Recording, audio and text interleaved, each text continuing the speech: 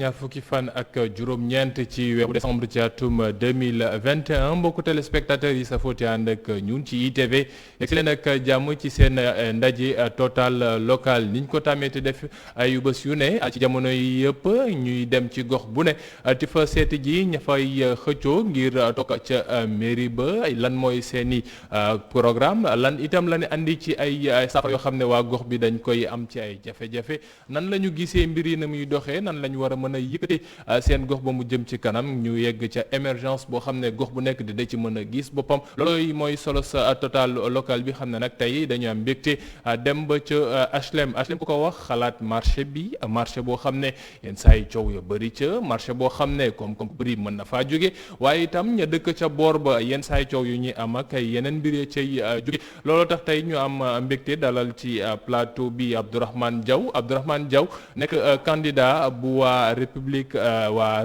coalition réewum Ngor moom mi nekk candidat ci mairie bu HLM moom la ñuy dalal tey ci plateau bi Abdourahmane ñu nuyu la dalal ak jàmm bàyyi nga nuyu waa are Géejawaay jëm ba Excaf ak boor yee ca jëm ba marché ba. jërëjëf Cheikh maa ngi lay nuyu di nuyu waa ITV yëpp di nuyu téléspectateur yu ITV di nuyu waa HLM fi ma jóge di nuyu téléspectateur yu Sénégal yëpp.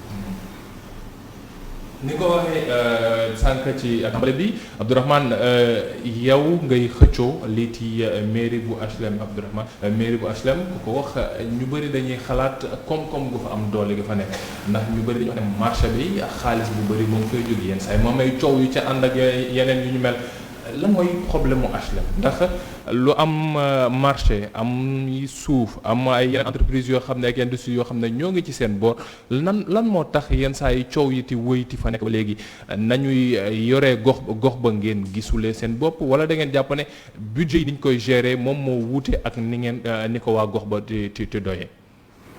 merci Cheikh, ça c'est une question boo xamante ni soo ma ko laajee dama ci kontaan trop pour tontu ci alors. HLM comme tu l'as dit question buy commencé ci mbirum HLM rek ci mbirum marché bi lay nit ñi di njëkk a wax parce que tous les problèmes les plus grands problèmes de la cité viennent du marché. Pourquoi? Parce que je pense que le marché dafa nekk benn structure boo xamante ni ça reçoit du public. Alors une structure qui reçoit du public nag mooy foo xamante ni nit ñi dañ fay daje normalement. dafa am ay at yoo xamante ni su ko dundee structure boobu dafa war a changer physionomie moom mooy dafa war a yokku parce que population yi dañuy yokku HLM bañ koy tabax ay 2 chambres salon ki 3 chambres salon la tey soo fa demee ay immeubles nga fay fekk cela veut dire que la démographie a augmenté alors que les structures qui reçoivent du public n'ont pas augmenté. C'est ça le premier constat. Alors à qui la faute?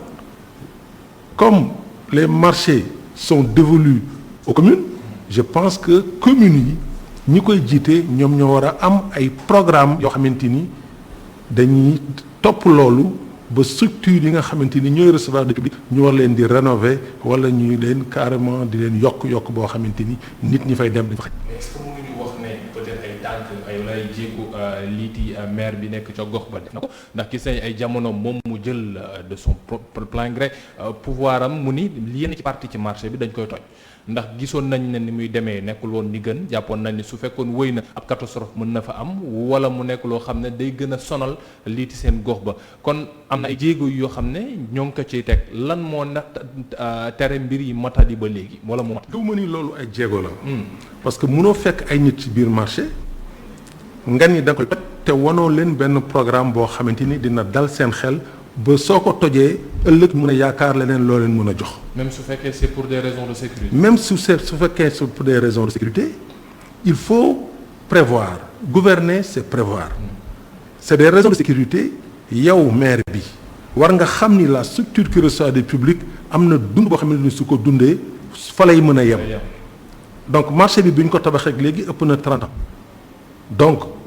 heure bi waroon na fekk marché bi ñu yokk ko defaraat ko kenn defu ko mais dañoo yokk marché bi mu jëm ci biir cité bi c'est-à-dire ña dëkkoon ci alentouru marché bi ñoo mujjee sonn ci coow li ak lan seen buntu kër yi ba ñoom ñëpp ñu mujj génn dem bàyyi fa marché bi jaay seen kër yi. Alors loolu moo indi ce désordre total que tu vois autour du marché. En plus de cela, les maires qui sont passés aux HLM pensent que le développement des HLM doit passer par le marché.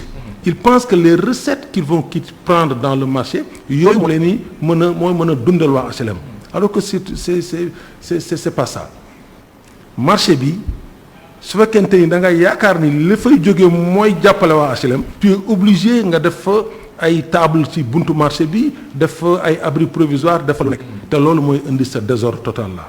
Je pense que c'est vraiment un problème de planification alors que la planification fait partie des domaines de compétences. Donc il faut qu'on planifie il faut que ñu jël xoolaat ñi nga xamante ni ñooy jiite maire yi ñi mooy ñam.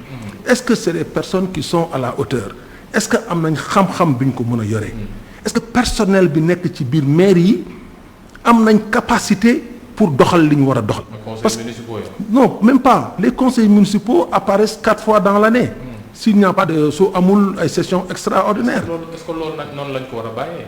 waruñu ko bàyyi noonu mooy li ma wax c'est-à-dire bi ñuy état di jël di joxe ay domaines de compétence 9 domaines de compétence yi daf ko joxe téewaale recettes yi ci ëpp ba pare joxul communes yi ay personnel yu qualifié yoo xamante ni mooy ànd communes yi di dem est-ce que vous me comprenez. Alors ça c'est le vrai problème. C'est-à-dire communes yi amuñu ay agents yoo xamante ni ils sont en mesure de mener une planification ou bien de mener une bonne coopération décentralisée ou bien de mener les autres domaines de compétences. Et ça bloque les communes. mais est-ce que dafa war a nekk loo xam ne su fekkee ne nguur gi dafa rek yow mi nekk ci commune bi doo jël de ton propre gré nga ne damay yóbbu samay nit ñu former leen ngir li xam ne daf may jëriñ par la force ci biir commune mu jëm ci ay mbiru planification définition stratégie anticipation yooyu ñu matal ko. Je suis tout à fait d'accord avec vous mais malheureusement suñu commune yi ni ñu daan falee maires yi après je vais revenir sur les nouvelles nominations des maires mais avant jusqu'à 2014 ni ñu doon nommé maires yi mooy c'est le parti qui décide. Le vote n'était pas direct. Parti bi moo fay teg ku ko neex donc c'est des coalitions affaire bi en mujj gi dafay nekk genre séddoo. ku nekk jël sa wàll.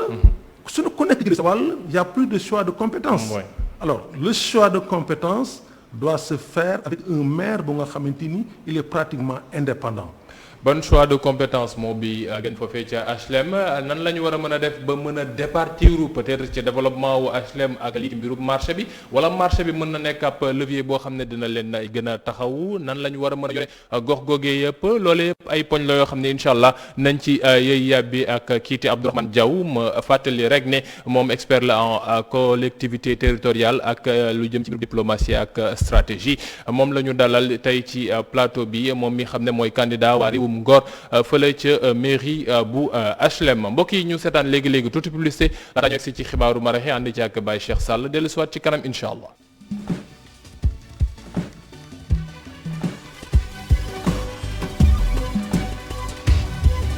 bu baax gërëm ko moom Baye Cheikh Sall mi newoon ci xibaar gi ci marax bi mbokk yi ñu yegg si waat ak jàmm ci ñaareelu pàcc seen total local ni ma leen ko xamale tey nag ñuy waxtaanee HLM ak ay candidat am kenn ci ñoom toog ci plateau bi turam ci Abdourahmane Diaw nekk candidat bu coalition réewum Ngor moom mi nag xam ne xelam màcc na loolu ci lu jëm ci mbirub collectivité territoriale yi mbirub stratégie ak développement moom la ñuy waxtaanal tey jile Abdourahmane sànq ba ñuy jeexal ñoo ngi wax ci groupe développement en tant que tel waaye nga doon leeral ne yenn saa yi marché yi ñuy ñëw ci marché HLM ña fa toog ñi ci ëpp dañuy bëgg sukkandiku ci marché bi en tant que tel pour mën a développer wu mais on peut quand même comprendre que ne yenn maire yu bëri dañ la wax na la ci patente yeeg taxes yi xam ne ñoom lañ fay jëlee la ñu war a mën a dundee loo xam ne bokkut ak lu ñu am ci budget est-ce que nekkul loo xam ne dafa war a nekk ab levier wala mën nañu am neneen loo xam ne dinañ ko jëfandikoo ba koom-koomu HLM wala lii xam ne day dem ci développement HLM bañ a jaar ci marché bi. Exactement. Est-ce que l'un peut aller sans l'autre? Oui, parce que l'un peut aller sans l'autre, oui, parce que pour moi, dans ma conception des choses, développer une commune warul jaar ci ay taxes yoo xamante ni ci marché lay jógee. parce que taxes yi jóge ci marché yi soo ko dugalee ci fonctionnement bi parce que loolu fonctionnement la loolu xaalisu fonctionnement la soo ko dugalee ci biir budget bi du la sax mën a fayal say salaire yi nga xamante ni moom nga am parce que communes yi xam nga li ñuy def mooy di recruter waaw bëri nañuy employé parce que c'est un personnel politique c'est pas un personnel administratif comme nous le savons au lieu que ñu dem jël ñu nga xamante ni dañu am ay lijaasa dans les domaines de compétences yi nga xamante ni moom la ñu jox duñ def loolu dañ naan kii kat moom a jàppale woon ba ñuy politique kii kat doomu diw la kii doomu diw la jël ko recruter ko ci biir commune bi bàyyi nag li nga xamante ni moom lañ leen soxla mooy développement wu commune bi de telle sorte que marché yi lañ fay jëlee au lieu que ñu jëmale ko ci population bi mais dañ koy jëmale si ñoo xamante ni seen personnel politique lañu. ñenn ñi sax duñ dëkk ci biir commune bi. alors donc pour man dañu war a xoolaat vraiment ni ñuy tëggee communes yi c'est-à-dire joxe nañ ay domaines de compétence. juróom-ñeent. mais domaine de compétence soo koy joxee da ngay joxe wàll ñi nga xamante ni ñoo koy dawal. mooy ñi nga xamante ni ñoo ciy liggéey. L'État pouvait le faire en prenant au niveau de la ville de Dakar jël fa ay cadres yoo xamante ni dañuy dem gunge ji ñi nekk ci collectivités yu ndaw yi mooy gox-goxaan yu ndaw yi communes yi. mais malheureusement am na ñu ci nekk mais malheureusement barewul ci. alors le problème se pose parce que une commune du ay conseillers municipaux ñoo koy développer. c'est le personnel administratif qui le développe. xam naa ne ci biir waxtaan bi dinañ yegsi ci biir composition commune en tant que telle. équipe municipale bi ñan ñoo ci war a ne ak itam nan la ñu war a mën a doxalee. xam naa ne loolu dinañ ci yegsi. waaye problème mu koom-koom. ndax quand même da ngay dégg ñenn maire ti kaas ci wax ne la taxe bi moom la ñu mën a jafandu ndax marché quand même manne financière la ku wax marché HLM wax ay centaines de personnes voire des milliers yoo xam ne dañ fay yeewuti ñëwti fa liggéey si ti lal ci bunt bi nekk ci sa biir centre commercial ak ñoom seen nan la ñu war a mën a wëlbatee lii ti chaîne de valeur bi ba koom-koom boobu koppar boobu te fa jógee mu mën a jëriñ ñi nekk ci biir marché parce que taxe bi ñuy fay aussi dafa war a nekk loo xam ne ñoom dañ koy yëgaat ci seen liggéey waaye aussi waa commune bi maanaam ci seen biir ci seen cadre de vie ci seen environnement ak yeneen ñu mën a gëm ne marché bi am na lu mu leen di rapporter. alors marché bi mën na leen rapporter dara. mais pour moi le mal est déjà fait. Tu sais c'est quoi le mal? Le mal mooy. Les dépenses à effectuer mënuñu ko jëlee ci biir marché bi c'est-à-dire dépenses yi leen di xaar. lay jóge ci marché bi moo gën a tuuti dépenses yi leen di xaar. malgré cantine yeeg centre commercial yeeg yooyu nu mu ko bëree. c'est pas de l'argent parce que tey su ma la laajoon lan nga yaakaar ni moom la cantine yi di fay su ma la waxee à peu près dans les communes que je connais. ñaata la ñuy fay ci cantine yi par mois c'est absolument rien du tout. Ça peut aller entre 4 000 francs. Et 15 000 francs jusqu'à 20 000 francs maximum. Point barre fa lay yem. mais oui est-ce que ça c'est de l'argent? C'est pas de l'argent. loolu moom kii loolu moom développé wu. alors c'est ni melul ni comme ay kër. yow soo tabaxee nag yore sa kër tabax sa kër loué nit cantine soo neexee loué ko 100 000. mais cantine yi ngay gis ñu nekk ci biir marché yi c'est environ loolu la ñuy fay. loolu soo ko multiplier par le nombre de cantines qu'il y a dans le marché ça te rapporte rien mënul sax fay say salaire. Donc il faut trouver d'autres solutions de développement. À mon avis, une commune on la développe pas avec ay recettes au marché. Il faut s'appuyer sur la coopération décentralisée. Cette coopération peut être transversale au niveau national comme elle peut être internationale au niveau international. Mais loolu tamit dafay fekk ka jiite am li ñu naan ay vision ay buntu yu am vision am ay bunt. c'est-à-dire il faut que mu xam fan la jëm. il faut mu xam nan lañ koy defee.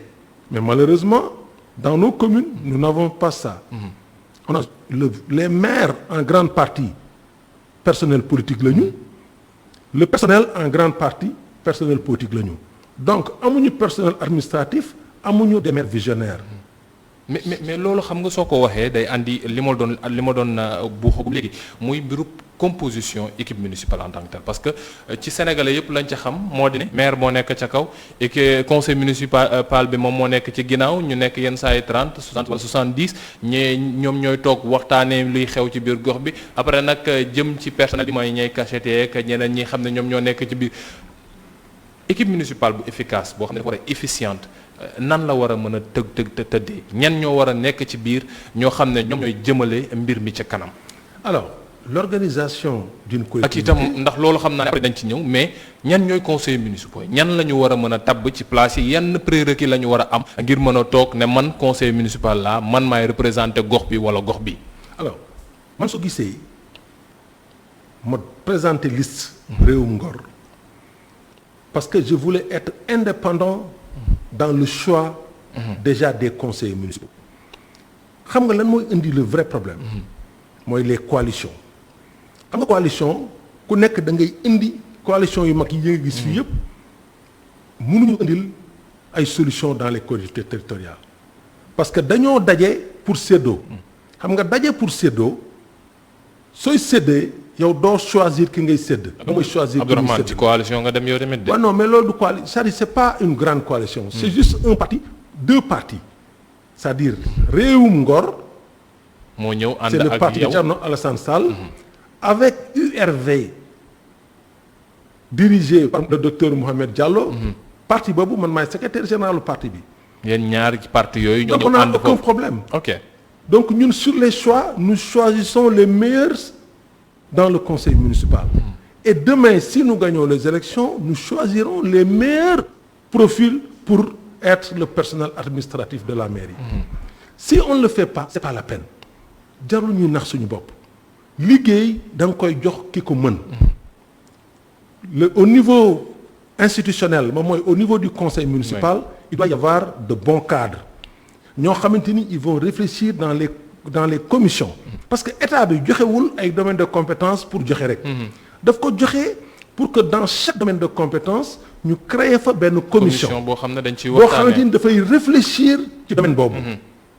muy santé muy éducation muy jëm muy ci domaine ouais. muy planification toutes les neuf jëm ci domaines de santé compétence. population culture Alors, éducation planification voilà. aménagement territoire urbanisme ak yéen ñu mel. alors xam nga juróom-ñeent yooyu du caaxaan njàng la donc il faut nga jox ko ñoo xamante ni dañ ko maîtriser.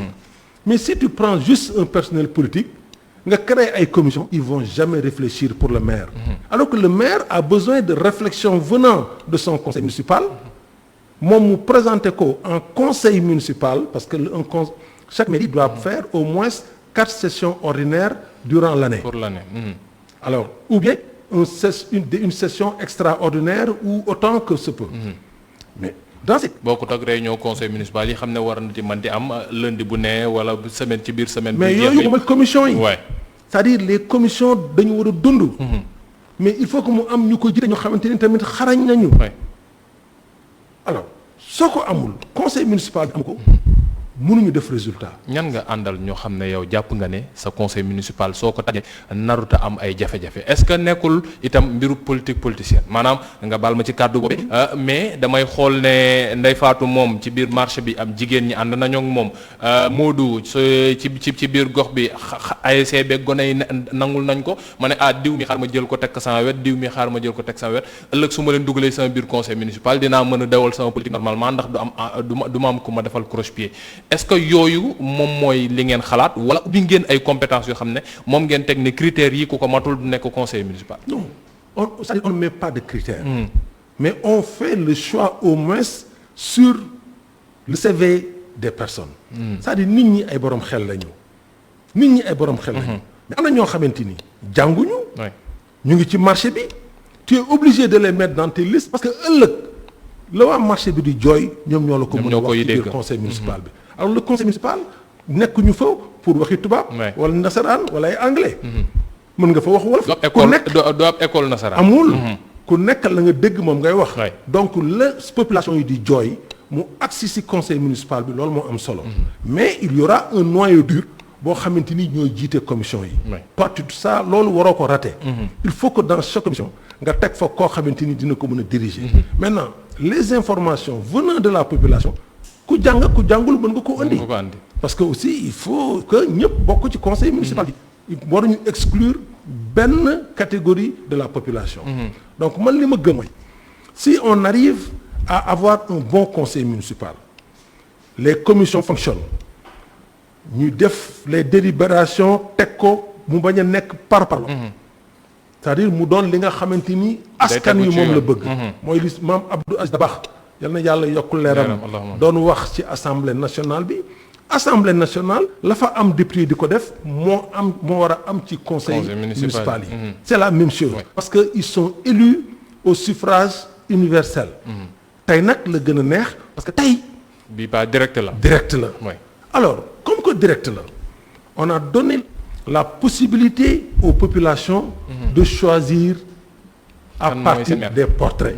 C'est-à-dire à partir des portraits. C'est-à-dire chaque candidat doit montrer son portrait ni man lii laa mën lii laa jàng lii laa xam nii laa koy defee. fii laa leen bëgg yóbbu. fii laa leen bëgg yóbbu. candidat bu ko ci amul les populations dañ ko ni dama nga toog bul ñu sonal. ci tànn ay xob. parce que viens aux HLM il y a 13 candidats. 13 candidats pour une population de 65 000 personnes. Pour un fichier électoral d'à peu près 27 000 personnes. C'est trop. C'est trop. li ñu doon daw 2014 dafa mel ne luy. oui parce que sorowul la c'est normal c'est normal parce que nit ñi jiitaluñu réussitu population bi dañuy jiital ndomba tànk ba nga xamante ni moom la ñuy wut léegi nu ñu koy wutee soit ci xaalis wala ci gën ay conscience nit ñi nëg ba élection jot ngay maye ay sabarak ay yu kenn xamul di maye xaalis fii à gauche à droite ça ne sert absolument à rien.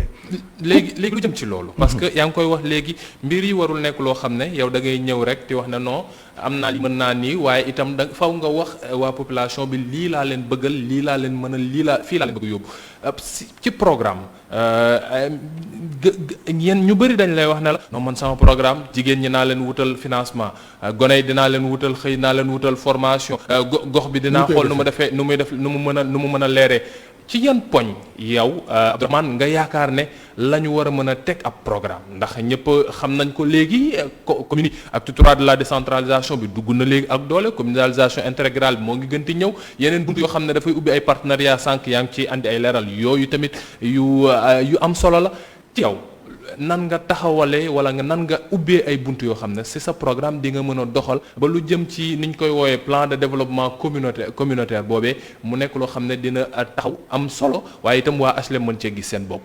alors très bien foofu damay sawar pour wax ci mais il faut que les gens comprennent quelque chose chaque collectivité locale a ses spécificités. c'est-à-dire la war a xew HLM ak la war a xew Gorée wala la war a xew Médina du benn.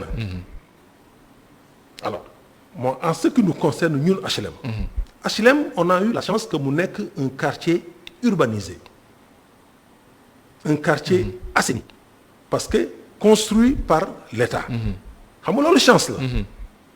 en plus de cela on a un quartier boo xamante ni zone industrielle moo fa nekk. c'est-à-dire il y a plus de 100 entreprises yoo xamante ni ñu ngi ci biir HLM. nga am le marché le plus populaire de la sous-région. Je parle pas du Sénégal mais de la sous-région parce que les gens viennent de partout pour venir au marché des HLM. Mais malheureusement les visiteurs su ñu ñëwee dañuy décourager. Pourquoi? Parce que image bi moo rafet. C'est-à-dire un marché boo xamante ni amul ale boo jaar. Les fils partent de partout courant bi fu ne lay jógee donc ñu nekk dans une zone boo xamante ni extrêmement dangereuse. Man si on commence par le marché moi le marché là j'ai une solution boo xamante ni c'est pas une solution radicale mais je vais discuter avec ñi nga xamante ni ñoo nekk ci marché bi muy les délégués de marché magu marché bi xamal leen ni marché bi atteindre na ses limites. Je vais leur montrer le programme du nouveau marché que je veux construire. Mais balaa ma koy tabax képp ku yore cantine boo xamante ni bokk na ci biir marché bi dinaa la jël defal la un abri provisoire boo xamante ni foofu lañ lay teg suñ la fa tegee nag ñun ñu defaat marché bi def ko un grand centre commercial boo xamante ni mën na dem ba R+5 R+6 jusqu'à R+7. toj pour tabax. toj ko pour tabax ko parce que c'est la seule solution soo ko deful ñi nekk aux alentours du marché duñ fa mës a jógee mais soo ko defee def ko un marché spécialisé par niveau. c'est-à-dire niveau 1 lii lay jaay niveau 2 lii lay jaay niveau 3 ainsi de suite ba fi mu yem. ab centre commercial en quelque sorte daal. oui il y a même des centres commerciaux qui ne sont pas comme ça soo demee par exemple centre commercial bu El Malick. ni ñu ko defaree c'est bien construit mais c'est mal aménagé parce que soo defee ci suuf njaay mi yëpp am fa mu jaxasoo nit ñi suñu ñëwee. du ñu yéeg ca kaw. donc il faut le spécialiser par niveau. Oui. donc yow Cheikh soo ñëwee ci marché bi soo waree jënd tissu xam nga ni tissu 4e étage kese la am. donc da ngay dem directement 4e étage ñay jaay yu sew nekk ci suuf ñay jaay leneen nekk ku nekk ak sa niveau. loolu moo jëm ci mbirum marché bi. loolu mooy mbirum marché bi. léegi ñu nekk ci alentour marché bi. ñi nekk mooy ñiy teg ay tablier wak ñiy ñëw ci lal fajar gi pour am lu ñu fa jëlee. alors moom laa lay expliquer nii les nit ñi il faut que nga organiser leen. si tu construis un marché il faut parler ñi nga xamante ni ñooy les tabliers. tu les organises ne leen y a une nouvelle construction donc les cantines ont été multipliées par 10. parce que s'il y avait par exemple 500 cantines ou 1000 cantines les cantines peuvent aller même jusqu'à 5000 à 10 000 cantines. parce que le nombre de niveaux a augmenté. Okay. mais ñooñu il faut les inciter à acheter ces cantines. mais comment parce que amuñu xaalis. ay góorgóorlu lañu. mais da ngay créer ce qu'on appelle un fonds de garantie pour ces commerçants-là. c'est-à-dire fonds bi nan nga koy créer. tu parles avec une institution financière de la place. je veux pas faire de publicité. mais y en a là-bas aux HLM. nga waxtaan ak ñoom. le promoteur qui a construit le marché day nekk un truc tripartite. la mairie l'acheteur et le promoteur. et en même temps même l'institution financière. c'est quoi nan lañ koy poser. on parle à l'institution on leur dit que vous donnez les cantines à ces jeunes-là ils vont mettre leur cantine en garantie en gage. vous leur payez les cantines ñoom ñuy liggéey di fay tous les mois durant N mois. la mairie dans tout ça. mais voilà la mairie en fait mairie bi moom mooy garantie. moom mooy garantie parce que la mairie suuf si moo ko moom. une mairie ne vend pas son titre foncier. daf koy jox promoteur bi. le promoteur va vendre des parts de porte. mais il vend pas des titres. ñi nekk ci marché yi moomuñu titre yi. titre bi mairie bi moo ko moom ba léegi ndax da leen al suuf rek. ay parts de porte la ñuy jënd ci promoteur bi. donc la mairie est là en observateur pour que les choses puissent aller normalement. mais qu'est-ce que la mairie gagne dans tout ça. je pense que Cheikh. si j'ai un marché qui a 500 cantines. j'en fais un marché qui a 2500 ou 3000 cantines.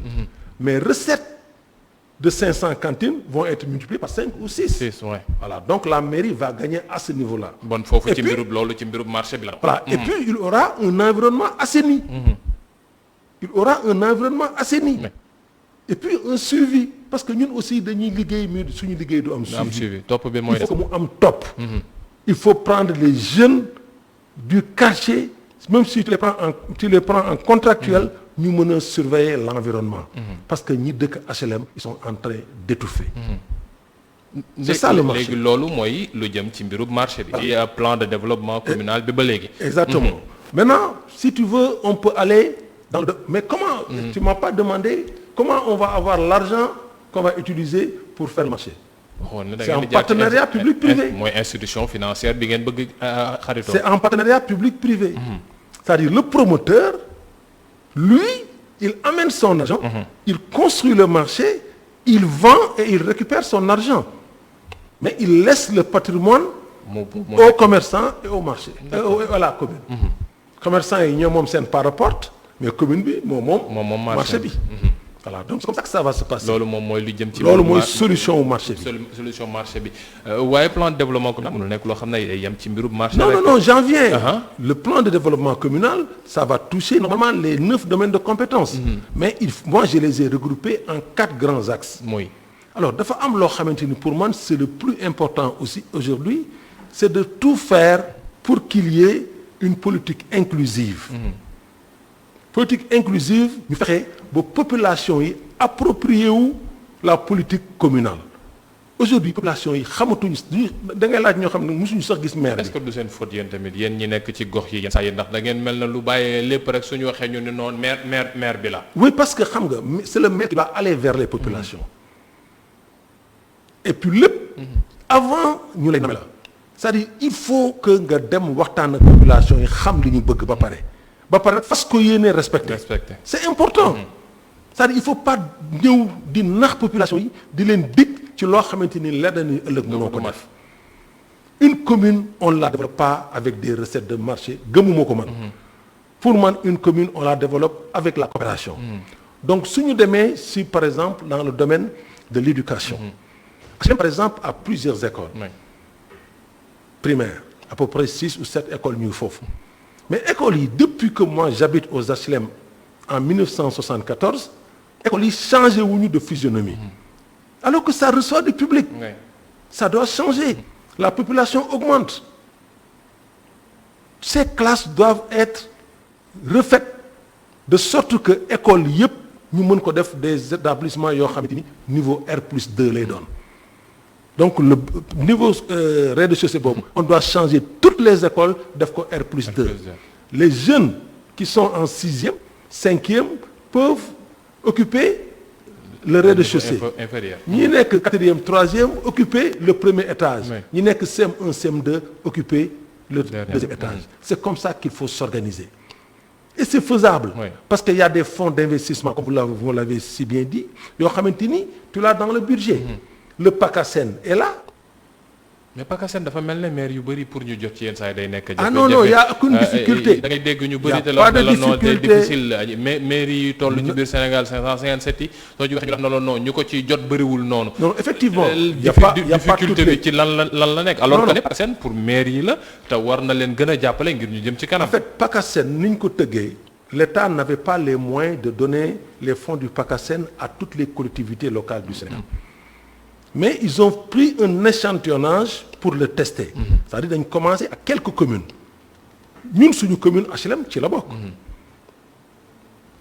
Mais xaalis bi ñuy jot ci PACASEN bi ça doit aller directement dans l'investissement. C'est-à-dire moom mooy li nga xamante ni moom la ñuy defaraatee écoles yi. moom la ñuy aménager mbedd yi. moom la ñuy pavage mais malheureusement. maire yi fi nekk yépp dañu yaakaar ni PACASEN xaalis bi ci pavage kese la war a dem. Comment les populations vont respirer? su fépp nekkee xeer. Est-ce qu'on va respirer? garab yi ci lañ on va suffoquer. garab yi ci la bokk. Donc il faut mooy li ma la wax c'est le déficit que nous avons dans les commissions qui sont organisées au niveau de la commune.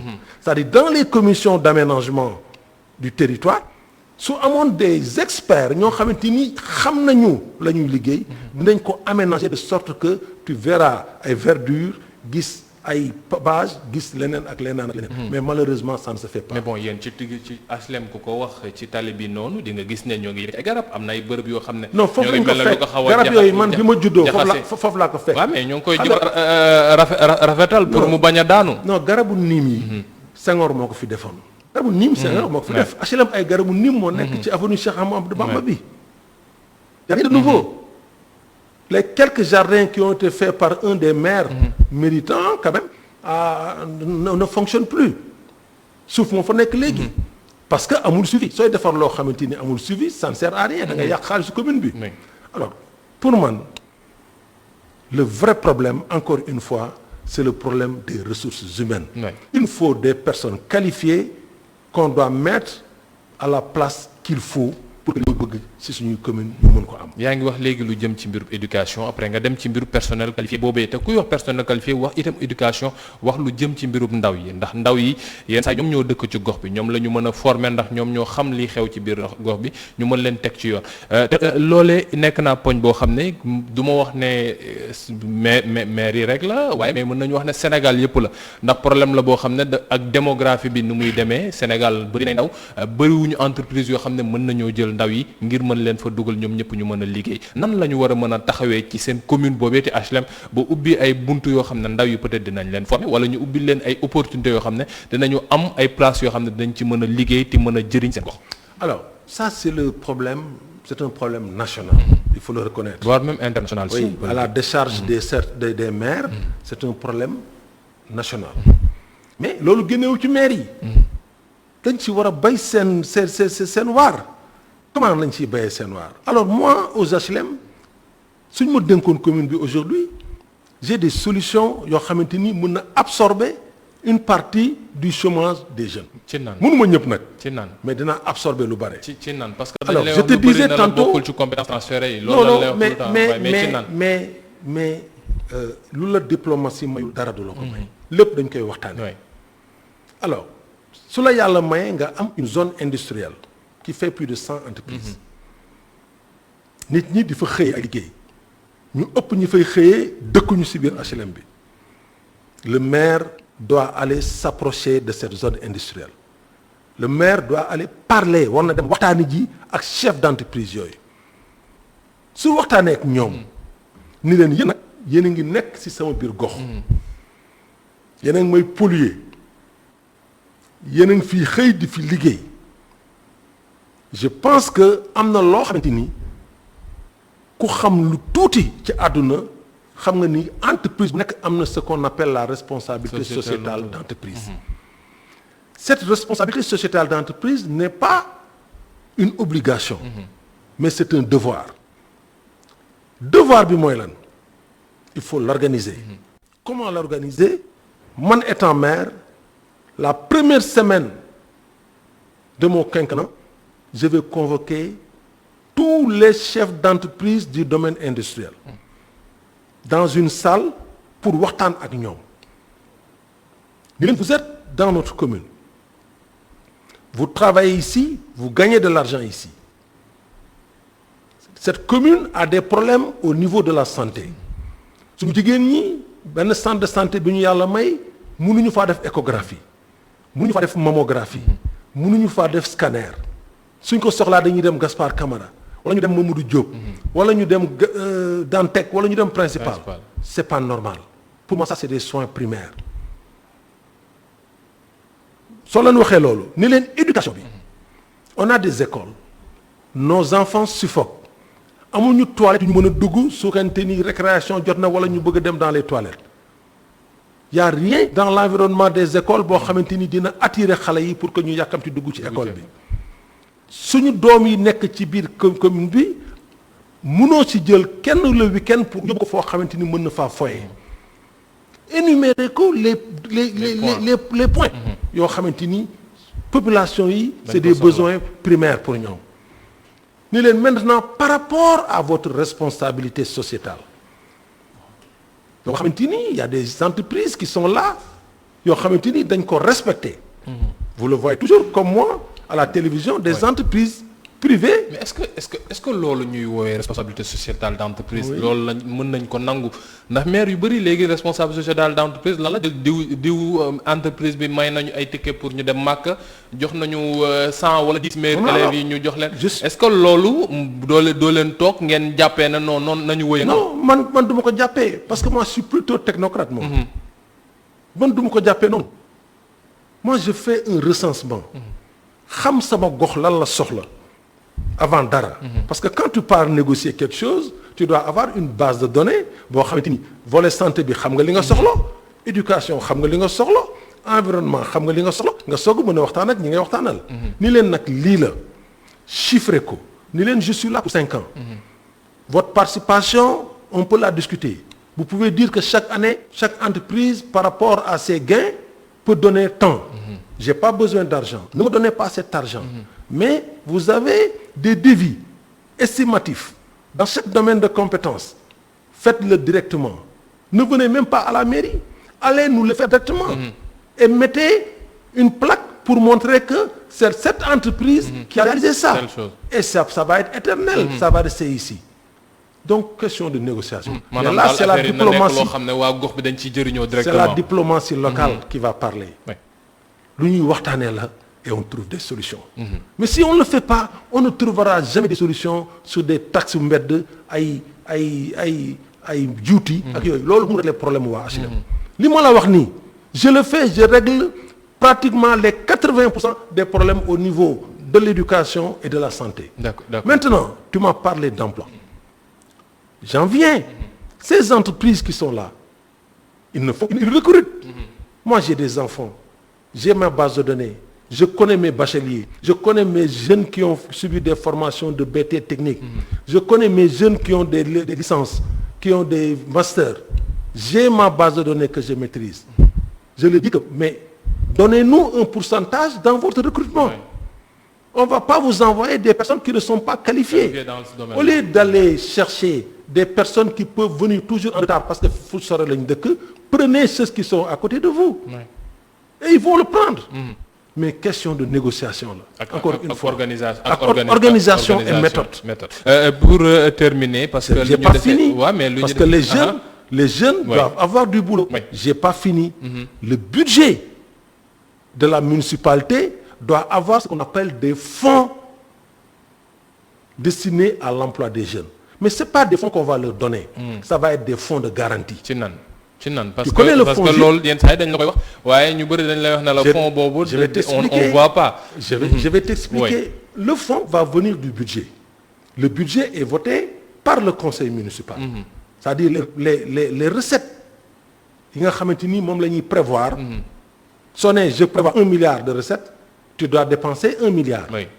Mais dans ces 1 milliard, pour moi, tu dois faire de sorte que les recettes les dépenses d'investissement quand même prennent une grande partie. Parce que su nekkul loolu population yi du ñu gis benn liggéey sur le terrain. bul si kenn nax si le budget de fonctionnement dafa jël 80% du budget total nga am 20% pour l'investissement doo liggéey dara. budget d'investissement mais fonds bi ci yan boor la maire yi war a mën a investir ndax ñu bëri na la maire mënul moom dara. mairie mënul moom dara nan la ñu war a mën a investir loo xam ne réew mi gox bi dinañ ci gis seen bopp. ña fay yeewu gis sa bopp je vais te donner des exemples. Oui. L'État simplement l'État du Sénégal à travers le ministère des collectivités territoriales donne chaque année ce qu'on appelle un fonds de dotation qui est un fonds de fonctionnement et un fonds d'investissement qu'on appelle le fonds de concours. Hormis cela, l'État a créé ce fonds de PACASEN dont vous parlez, qui est un fonds d'investissement. Donc, au minimum, chaque commune ici à Dakar qui bénéficie du PACASEN a au moins 250 millions à 300 millions d'investissements à faire. Maintenant, c'est le même problème, la répartition. Cette répartition doit se faire au niveau budgétaire par les commissions.